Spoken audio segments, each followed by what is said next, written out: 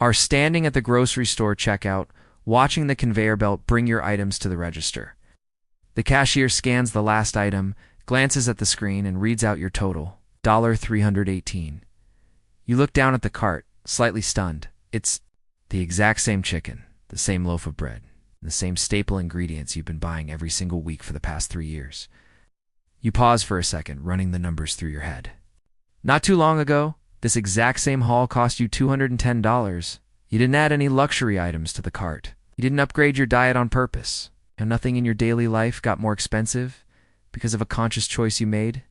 Yet somehow, that final checkout number quietly creeps upward month after month. Meanwhile, your paycheck, even with that recent raise you were proud of, grows weaker, stretching a little less every single time it hits your account. Here is the part that should actually alarm you. The mainstream narrative tells you the economy is thriving. They tell you unemployment is at historic lows, wages are steadily climbing, and the GDP is expanding. Yet there you are, standing at a grocery store checkout, feeling like someone secretly shifted the entire financial floor 3 inches to the left without dropping a single hint. Let me assure you, you are not losing your mind. You are not just bad with money. The fundamental math of survival actually changed. And over the next 50 minutes, I'm going to map out exactly how it changed, and more importantly, what you need to do before the next wave of disruptions hits your bank account, because it is already on the way. My name is Nick, and I spend an uncomfortable amount of time analyzing why the financial rules our parents grew up with simply do not apply to the world we live in today. If that friction feels a little too familiar right now, stay right where you are. This is the exact video I wish someone had handed me 5 years ago. Let's look at a raw number. In 2019, the median household income in America sat at $83,260. Fast forward to 2024, and the median household income was recorded at $83,730. Both of those figures are fully adjusted for inflation. Think about what happened in those 5 years. A full economic cycle, a global pandemic, a historic surge in inflation, and a labor market hailed as the strongest in a generation. Yet when it comes to real raw purchasing power, the typical American family moved forward by a grand total of $470. That breaks down to just $94 a year.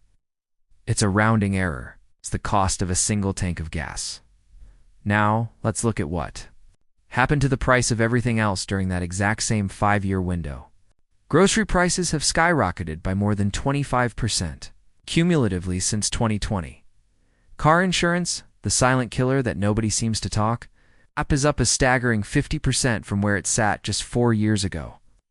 Hospital and medical services surged by 6.7% in a single year, marking the sharpest spike since 2010. Today, an average family of 4 shells out between $1,300 and $1,430 every single month just to keep food on the table. In 2020, that exact same family walked out of the store with the exact same cart for around $800. So yes, wages technically went up, but the cost of basic survival went up infinitely faster. That widening, persistent chasm between what flows into your account and what drains out of it is the real story underneath every single trap we are going to dissect today. But before we go any deeper, I want you to meet someone. Let's call him Elijah.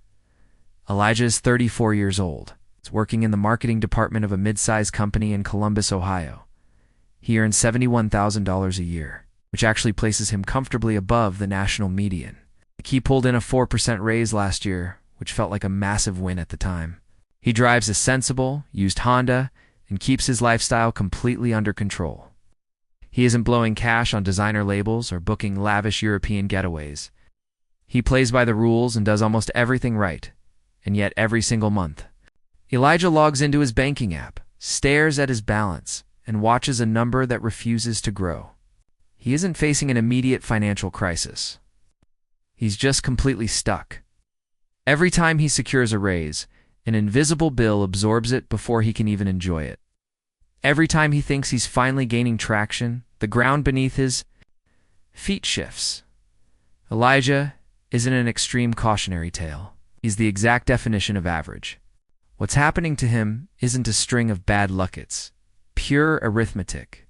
Here is the data. According to the Indeed Hiring Lab, only 57% of workers saw their paychecks actually outpace the rate of inflation last year.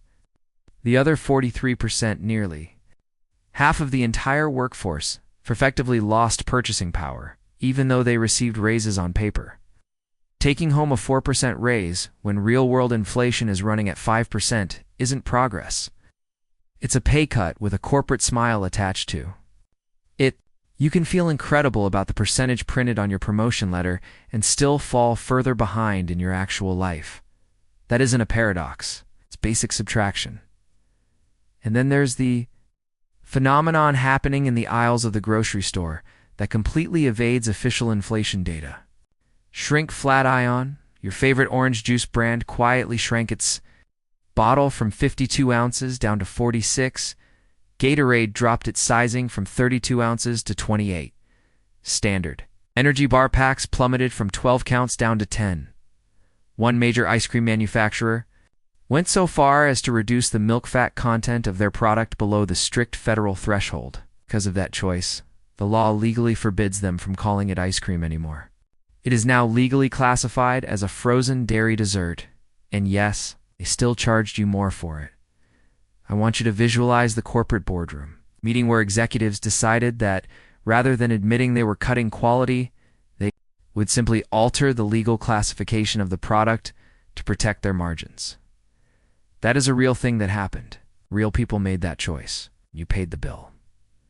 A staggering 75% of consumers have actively noticed this shrinkflation trend, and 48% have completely walked away from brands because of it. Economists estimate that this invisible downsizing drove between 3% and 10% of all grocery inflation between 2019 and 2023, stacking a hidden tax on top of the standard consumer price metrics already being reported. This is what the shifting floor looks like. It's not a sudden dramatic market crash. It's a slow, calculated drift where the exact same amount of human effort yields slightly less return every single year. By the time you finally look up and notice how far you've drifted, you genuinely can't figure out how it happened. The entire financial system around Elijah changed, and chances are you are feeling the exact same friction. The official economic numbers are specifically structured to make that structural shift look smaller and more harmless than it actually is. Let me tell you about a specific pair of shoes. Let's assume they are manufactured in Vietnam, where roughly 30% of all footwear sold in America originates. They are assembled, packed tightly into a massive shipping container, sent across the Pacific Ocean, unloaded at the port of Los Angeles, trucked to a massive distribution hub in the Midwest, and ultimately placed on a retail shelf near you. The entire logistics journey takes about 6 weeks. On April 2nd, 2025, that entire journey became profoundly more expensive. That was the day the administration enacted sweeping new trade measures, commonly referred to as the Liberation Day tariffs. It slapped a baseline 10% tariff on imports from almost every nation on Earth. With aggressively higher penalties targeting specific trading partners, Vietnam got slammed with a reciprocal tariff that peaked at 46%. Think about that. The exact same pair of shoes crafted the exact same way by the exact same hands suddenly had a 46% government levy slapped onto it before it even touched American soil. Short-term footwear prices instantly spiked by nearly 40%. Clothing surged by 33% to 37%. New automobiles saw an estimated $7,600 added to the average sticker price purely from the weight of tariffs. Food prices, driven solely by trade barriers, before factoring in any other economic variable, climbed 4.5%. That is 3 times a normal year's worth of baseline grocery inflation dropped directly on top of a system that was already boiling over. The Yale Budget Lab calculated the peak cost of these trade policies at a staggering $3,800 a year. For the average American household, even after intense trade negotiations, temporary pauses, and partial rollbacks, that structural cost settled into a permanent drag of between $1,700 and $2,400 annually. The Tax Foundation noted that the peak tariff rate reached 22.5%, marking the highest average U.S. tariff rate since 1909. That is not a typo. 1,909. But here is the critical detail that almost every major news outlet completely glossed over. A metric I had to go back and verify twice because it seemed too devastating to be true. A deep dive analysis by the New York Fed discovered that American citizens bore a staggering 94% of the total cost of these tariffs. It wasn't the foreign exporters paying the price. Wasn't our global trading partners taking the hit. It was us. 94 cents of every single dollar of tariff compliance was paid directly out of the pockets of American consumers and local businesses, and retail prices do not magically come back down just because a legal authority changes or a court issues a brand new ruling. Ask any institutional economist. Prices are notoriously sticky on the way up and slow as molasses on the way down. The pair of shoes that spiked 40% isn't going back to its 2023 price point. It's just because a judge signs an opinion. The retailer has already adjusted their software, repriced the barcodes, locked in their new profit margins, and moved on. Elijah, by the way, bought a new pair of running shoes in June 2025. He noticed the price tag was significantly higher than he remembered. He stood in the store aisle for a brief moment, ran a quick mental calculation, bought them anyway because his old ones were falling apart, and walked out. He had absolutely no idea that his shoes carried a complex embedded 40% geopolitical tariff story. Most people didn't. And that is exactly how a policy functions, as an invisible tax seed extracts wealth long before the average person even thinks to look for it. All right, let's pause here, because I want to give you a piece of data that I genuinely find difficult to state out loud without it sounding completely fabricated. American consumer credit card debt just crossed an astronomical $1.277 trillion. That is the single highest figure recorded since tracking began back in 1999, representing a massive 66% explosion from the pandemic lows seen just 4 years ago. But the number I actually want you to anchor your attention to is this. Americans paid a mind-numbing $160 billion in pure credit card interest in 2024 alone, not principal repayment, not wiping out the actual debt, just the raw systemic fee for the privilege of being in debt. That breaks down to roughly $480 for every single man, woman, and child in the country, paid out not to buy a single asset, not to make a single investment, but strictly for the luxury of not being able to clear last month's balance. Today, the average individual carrying an ongoing balance owes a record $6.618. At today's average credit card APR of 22.3%, financial institutions carefully calibrate your minimum monthly payment. They make it just large enough to feel manageable in the short term, but just small enough to trap you in a cycle of perpetual debt. Relying on those minimum payments means that a standard $6,618 balance will take over 18 years to completely eliminate. Even worse, it will cost you an astronomical $9,259 in pure interest alone. That is significantly more than the original amount you borrowed. To see how this plays out in real life, meet Isabella. Isabella is 41 years old and works as a nurse in Phoenix, Arizona. She brings home a solid, respectable salary of $78,000 a year. She isn't reckless with her capital. She has 2 children and tries her absolute best to manage a tight household budget. But over the last 2 years, the economic floor shifted beneath her family. An unexpected car repair 1 month, a sudden medical copay the next. In a few weeks, where the grocery bill ran $200 over budget. To bridge the gap, she swiped her credit card, fully intending to wipe out the balance the following month. But life didn't slow down. Her balance quietly compounded, climbing from $800 to $2,400, then to $4,100, till it finally crested at $8,000 spread across 2 different cards. Today, she pays only the minimums, promising herself she'll tackle the principal when things finally settle down. but conditions haven't settled. At a brutal 22% interest rate, Isabella's $8,000 debt drains roughly $147 from her bank account every single month just to cover the interest charges. That money buys her family absolutely nothing, doesn't chip away at the principal, and it doesn't improve her financial health. It simply keeps the corporate meter running. Over a single year, she surrenders $1,764 to credit card companies, just for the privilege of still owing them the exact same $8,000. Isabella is not an isolated anomaly. According to Federal Reserve data, a staggering 73% of credit card balances are not driven by lavish vacations or luxury retail shopping.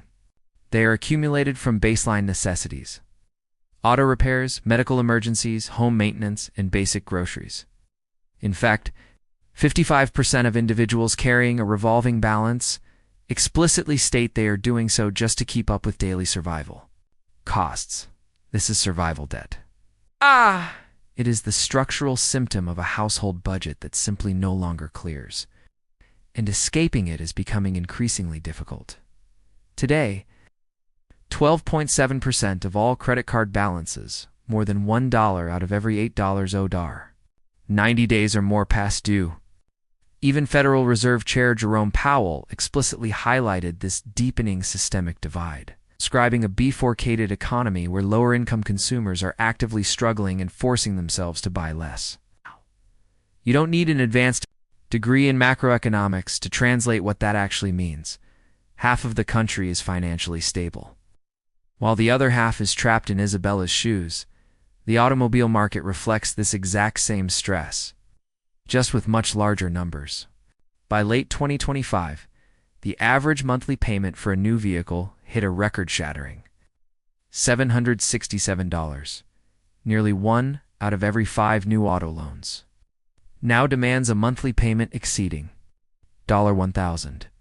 To keep these massive numbers looking palatable to the average, buyer lenders have resorted to stretching loan terms out to unprecedented lengths. In a historic shift, 84-month car loans, which lock a buyer into payments for 7 full years, exploded to represent 21.5% of all new vehicle financing. That is nearly triple their market share from 2015. Think back to what you were doing exactly 7 years ago. Now imagine still writing a monthly check today for whatever vehicle you drove off the lot back then.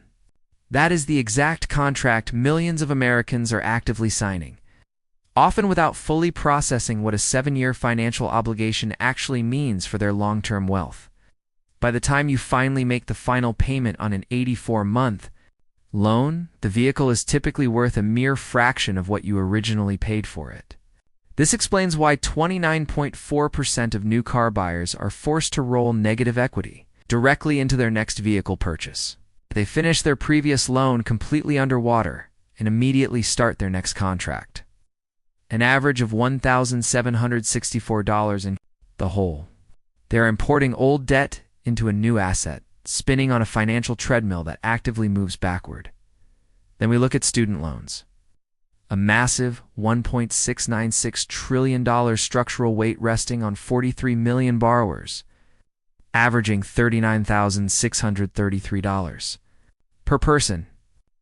When federal payments fully resumed and the grace periods ended, the transition rate into serious delinquency accelerated to a historic 14.3%, the fastest spike recorded since the year 2000. Today, 7 million borrowers sit in outright default simultaneously. 7.5 million professionals, who meticulously organize their entire household budgets around the income-driven save repayment plan, saw the program declared unlawful. They are being abruptly transitioned out of it, appending their financial stability. They built a real-world lifestyle around a specific monthly number, only for that number to rewrite itself overnight. They are forced to calculate the fallout in real time. What ties all of these disparate threads into a single, cohesive picture is the complete evaporation of the pandemic-era safety net. By August 2021, American households had pooled a massive $2.1 trillion in excess savings. Today, that entire buffer has been completely wiped out. The San Francisco Fed officially confirmed that this historic cash reserve was fully depleted. The personal savings rate has plummeted to a meager 4%, less than half of the historical 8.4% average. As a result, 37% of Americans cannot cover a minor $400 emergency with cash, and 59% lack the liquid reserves to handle an unexpected $1,000 expense. So what happens when real life strikes and the savings account is empty? People reach for high-interest credit cards or rely on short-term buy now, pay later BNPL applications. Astonishingly, 25% of BNPL users are no longer using the service to finance tech gadgets or vacations. They are using it to finance their weekly groceries. Furthermore, 41% of these users missed payments, accumulating debt that remains largely invisible to traditional credit bureaus. People are actively leveraging interest-bearing microloans just to buy basic staples like milk and chicken. That is the hidden reality of our current economic system. The revolving credit card balance is simply the visible tip of the iceberg. The invisible mass lurking beneath the surface is a combination of BNPL liabilities, rolled over auto debt, student loan uncertainty, and a completely exhausted savings buffer. And as history shows, it's the invisible part of the iceberg that inflicts the most catastrophic structural damage. To understand how this shifts the professional landscape, meet Luna. Luna is 27 years old. She graduated with a degree in computer science in 2020, precisely when remote work became mainstream and technology hiring surged into a vertical line. She quickly secured a role at a mid-sized software company, specializing in data analysis and workflow automation. By 2023, her hard work brought her salary up to $89,000 a year. She was the exact archetype of success the modern economy claimed. It wanted highly skilled, mobile, digitally native, and technologically fluent, but the landscape shifted overnight. Her entire department was abruptly downsized. The official internal email cited a AI-assisted process optimization, a clinical, corporate phrase that translates to something incredibly brutal. A software tool can now execute the exact work you were hired to do, faster, and for a fraction of the cost. Luna spent 4 grueling months submitting hundreds of resumes before finally accepting a role at $71,000. That is an immediate $18,000 salary cut, paired with a significantly longer daily commute and vastly inferior benefits. Yet she considers herself one of the fortunate ones, knowing classmates with the exact same credentials who are still completely unemployed. Luna isn't a cautionary tale about choosing the wrong career path. She did everything right. She is a preview of the near future. Let's look at the actual data behind her corporate transition. The headline unemployment rate sits at a seemingly comfortable 4.3%. That number is carefully highlighted to sound reassuring. The fundamental problem with that 4.3% metric is what it intentionally leaves out. It doesn't count the 6 million individuals who are currently outside the active labor force but explicitly state they want a job. It ignores the 1.8 million long-term unemployed workers who have been hunting for a role for over 27 weeks, a demographic that spiked by 322,000 in a single year. It also fails to account for part-time workers who are trapped in those roles because they cannot secure full-time positions. Once you aggregate all of these overlooked groups together into what the POR of labor statistics calls the U6 rate, the real unemployment rate climbs to a far more realistic 7.9%, nearly double the mainstream headline number. Furthermore, the BLS released a massive benchmark revision, revealing that the U.S. economy actually possessed 911,000 fewer jobs than previously reported. That means nearly 1 million phantom jobs simply vanished from the official ledger. The supposedly historic labor market was, from a data standpoint, roughly 10% smaller than the monthly headlines had claimed. The jobs simply didn't exist, only the reports did. The following metric should cause you to step back and reevaluate everything. Total announced corporate layoffs surged to 1,226,374, a massive 58% explosion year over year, marking the highest level of workforce reductions since the peak of the pandemic. On the other side of that coin, planned corporate hiring plummeted to just 57,647, the absolute lowest level recorded since 2010. Companies are aggressively slashing headcounts at near-pandemic velocity while simultaneously frozen in the worst hiring slump in 15 years. The official unemployment rate only looks stable because the moment a discouraged worker stops submitting applications, the system simply stops counting them. The real macroeconomic picture reveals a labor market that is burning through jobs faster than it can create them, using statistical boundaries for cover while corporate America leans into its newest operational tool, artificial intelligence. In a massive structural pivot, tens of thousands of job cuts explicitly cited AI deployment as the root cause, making it the single leading stated reason for corporate layoffs. Goldman Sachs estimates that roughly 11 million American workers, representing 6% to 7% of the entire domestic workforce, face serious displacement over the next decade. Similarly, McKinsey discovered that a staggering 57% of all current U.S. working hours could theoretically be automated using technology that exists right now in the market today. Not speculative future tech current, it's live enterprise software. And here lies the deep irony that is genuinely difficult to sit with. The professionals getting hit by this initial wave are not the ones who ignored technological progress. They are the exact individuals who meticulously trained for it. Senior economists have noted that unemployment among young professionals aged 20 to 30 in highly tech-exposed occupations has risen by roughly 3 percentage points.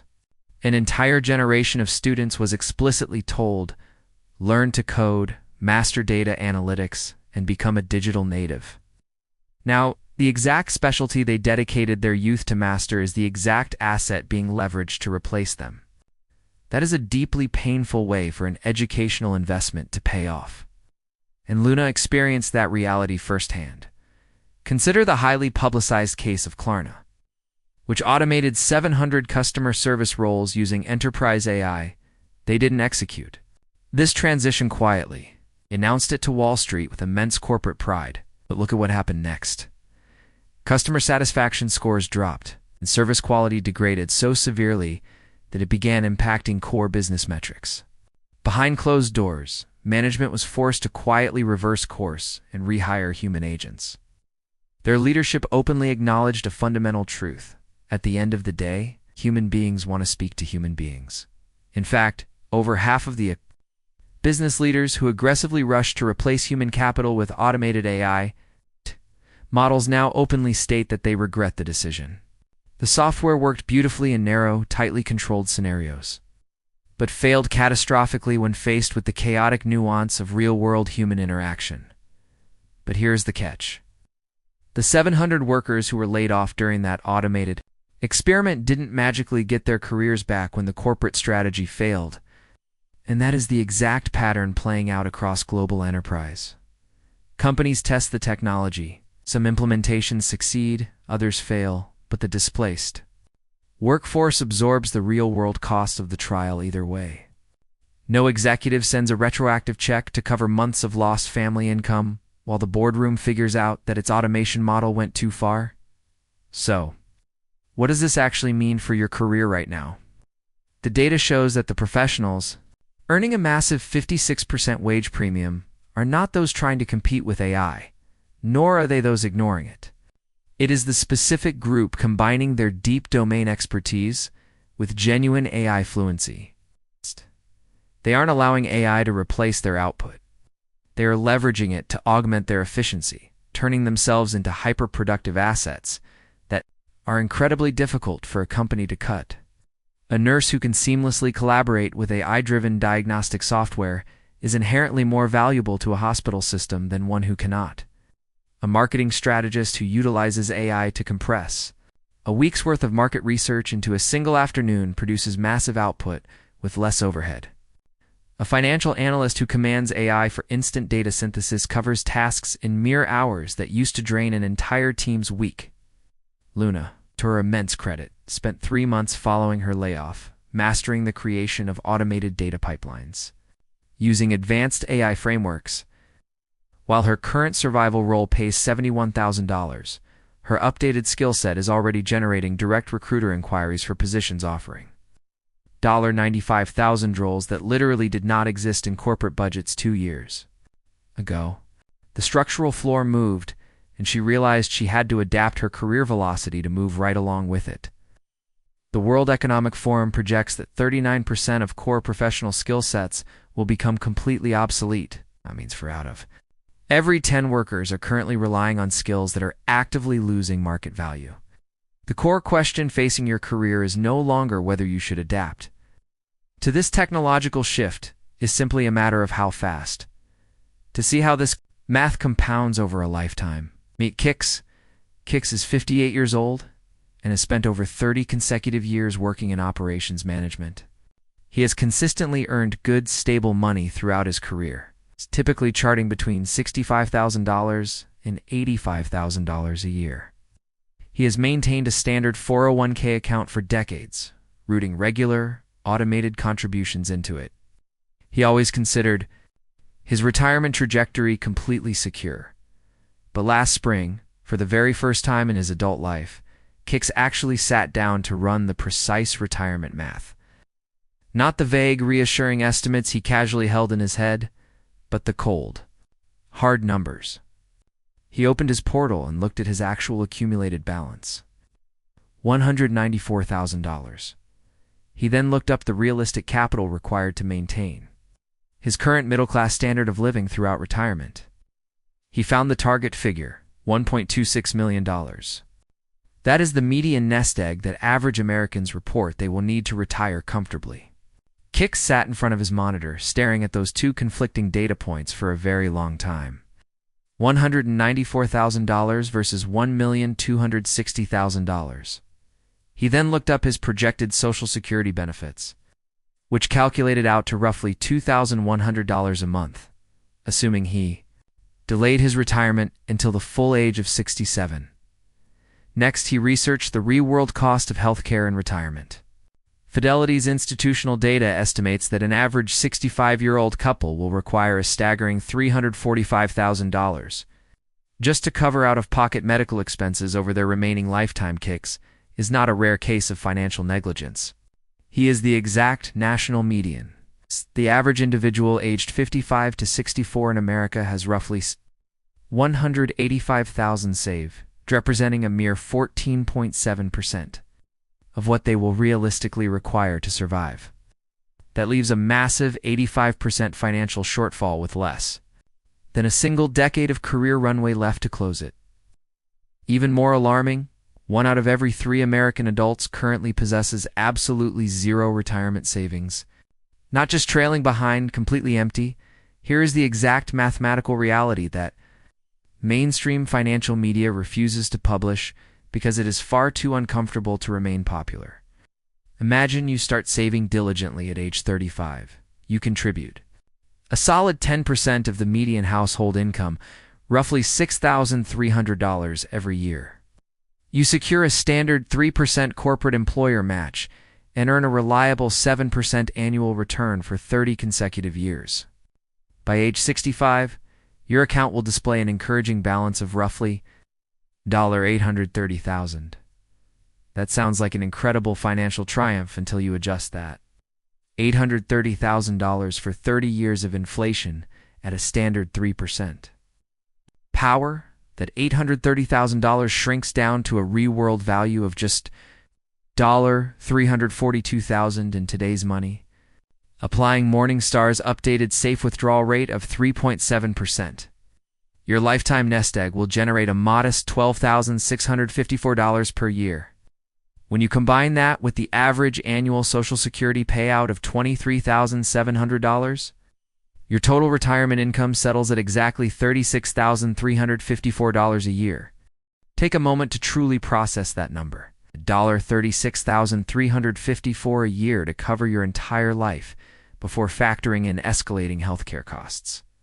In a country where the average one-bedroom apartment in mid-sized cities easily clears $1,000, destination requires absolutely no further explanation. The modern 401k structure carries a massive systemic flaw that is rarely discussed in polite financial circles: management fees. the Department of Labor conducted a study tracking a modest $25,000 investment compounding at 7% over 35 years. They discovered that the difference between a seemingly minor 0.5% annual fee and a 1.5% annual fee translates to a staggering $64,000. Reduction in final wealth. That is $64,000 completely drained from your future. Not by market volatility, and not by government taxes, but to fund corporate administrative expenses deeply buried within disclosure documents, printed in a font specifically engineered to the Department of Labor conducted a study tracking a modest $25,000 investment compounding at 7% over 35 years. They discovered that the difference between a seemingly minor 0.5% annual fee and a 1.5% annual fee translates to a staggering $64,000. Reduction in final wealth. That is $64,000 completely drained from your future. Not by market volatility, and not by government taxes, but to fund corporate administrative expenses deeply buried within disclosure documents, printed in a font specifically engineered to discourage human reading. The plan administrator profits from those fees every single day. The employer chose the plan, and your internal HR department is not a licensed financial advisor. The fee quietly drains your capital year after year, completely unnoticed, until you sit down to run the calculations yourself. Independent think tanks have calculated that over the course of a standard career, hidden 401k fees quietly consume up to 1/3 of a median income household's entire investment returns. 1/3 of your life's compounding power silently, working against you to stack onto that friction. Look at the status of Social Security. The official trustees report projects that the core trust funds face complete depletion by 2033. At that exact intersection, absent immediate congressional legislation, benefits will face an automatic across-the-board structural cut of 23% to 24%. That represents a permanent loss of roughly $18,100 every year for a typical dual-income retired couple. In fact, legislative adjustments passed in the summer of 2025, which were broadly marketed to the public as measures to strengthen senior security, actually accelerated that depletion timeline forward to 2032. According to the Social Security Administration's own chief actuary, the very bill intended to fix the crisis effectively dragged the structural cliff closer. You can construct whatever long-term retirement model you prefer, but you must build it, assuming that headline entitlement number is entirely unstable. The counterintuitive truth is that the 401k was never originally engineered to serve as America's primary retirement vehicle. It began its life as an obscure tax loophole buried deep within the Revenue Act of 1978, designed strictly as a way for highly compensated corporate executives to defer additional salary. However, major corporations quickly realized that shifting staff into 401k plans was infinitely cheaper than funding and guaranteeing traditional corporate pensions. They systematically abandoned pensions, and when they made that historic pivot, the average employer retirement contribution per employee was effectively cut in half.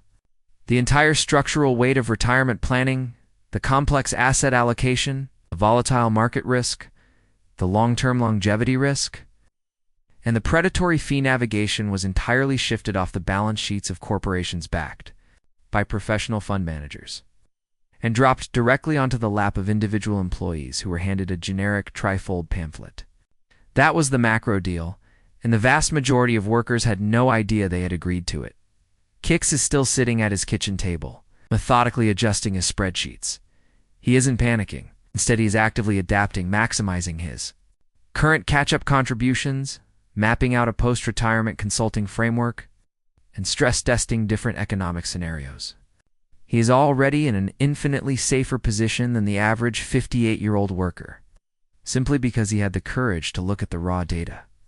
The individuals who face real danger are those who refuse to look, arriving at age 65 to face the mathematical reality for the very first time, with absolutely zero runway left to change their destination, to see how this structural shift impacts the younger generation trying to anchor themselves in the asset market. Let's look at a couple living in Austin, Texas. We'll call them Jordan and Alex. They earn a combined household income of $148,000 a year throughout most of the country. That income qualifies them as upper middle class, placing them comfortably above the national average. They have been renting a standard two-bedroom apartment for $1,900 a month, diligently sacrificing and hoarding cash for a down payment for 4 consecutive years. In late 2024, they decided they were finally ready to step into the real estate market. At the time, the median home price across the Austin metropolitan area was holding steady around $450. To be clear, $450,000 home in Austin is not a luxury mansion. It's a standard 3-bedroom. It's a bathroom house in a suburban neighborhood with decent schools and an average daily commute. Putting down a 10% down payment requires wiping out the entire $45,000. Jordan and Alex had spent 4 years sacrificing to save, but look at the true cost of ownership at a 7% interest rate. Their principal and interest mortgage payment would sit at roughly $2,990 per month. Now, layer on property taxes at $520, homeowners insurance at $280, and a conservative 1% annual maintenance budget of $375. Suddenly, their real monthly housing cost hits $4,165. That is a massive $2,265 more per month than their current rent, on a combined post-tax take-home pay of about $8,900. This single suburban home would consume 47% of their entire net income, not the traditional 28% recommended by standard financial guidelines, and not even the 35% cap that lenient advisors allow in high-cost metro areas. 47%. Unsurprisingly, they walked away from the deal. They are still renting today, carrying a low-grade feeling that they somehow failed at achieving a core adult milestone. But what actually happened is far simpler. They ran the math correctly, and the math is broken. A comprehensive study by the National Association of Home Builders revealed that a staggering 74.9% of all American households, representing 100.6 million families, are priced completely out of buying a median-priced new home. 3 out of every 4 families cannot enter the market. This isn't because they are financially irresponsible. It's because the household income required to purchase a home under the standard 28% guideline now ranges between $112,000 and $141,000 depending on the city. Meanwhile, the actual median household income nationwide sits at just $83,730. That is not an ordinary gap. It is a $30,000 to $57,000 income deficit that simply does not exist for the vast majority of families. And here's the structural detail that transforms this from an ordinary affordability issue into an outright trap. The individuals who managed to buy when real estate was cheap are completely locked in place.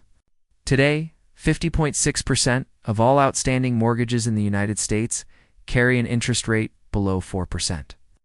And the average active rate across all existing mortgages sits at 4.4%.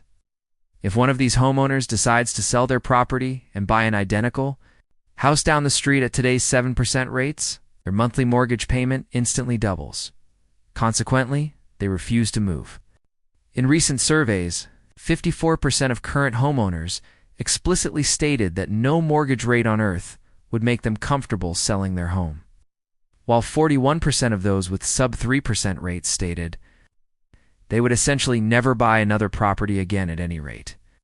Researchers at the Philadelphia Fed discovered that every single percentage point increase in this lock-in effect causes an 18% drop in the probability of a home being listed for sale. The systemic result: existing home sales have frozen at roughly 4 million units per year, tracking a massive 25% below 2019 levels for the 3rd consecutive year. We are currently witnessing transaction volumes last seen during the absolute depths of the 2009 housing crash. This collapse in volume isn't happening because demand evaporated. It's happening because current owners cannot afford the financial penalty of moving. The inventory never materializes, which keeps home prices artificially elevated, which ensures that the younger generation trying to enter the market remains completely locked out. It is a flawless, closed loop and Jordan and Alex are trapped. On the outside, a comprehensive rent versus buy analysis across the 50 largest U.S. metropolitan areas reached a startling conclusion. Renting is now mathematically superior to buying a home in all 50 cities. In a market like San Jose, California, a renter saves an average of $4,783 every single month compared to an equivalent homeowner. To put that in perspective, just 11 years ago in 2015, the national monthly cost variance between owning a home and renting an apartment was a mere $84 today. That variance spans hundreds, too. Thousands of dollars a month out of your pocket. We need to acknowledge the deep psychological weight of this shift, because it is consistently ignored by raw economic data. For generations, homeownership in America was marketed as the ultimate adult milestone, the undeniable proof that you had finally made it. It was the core wealth-building step your parents and grandparents took, and you were culturally conditioned to duplicate it by a certain age.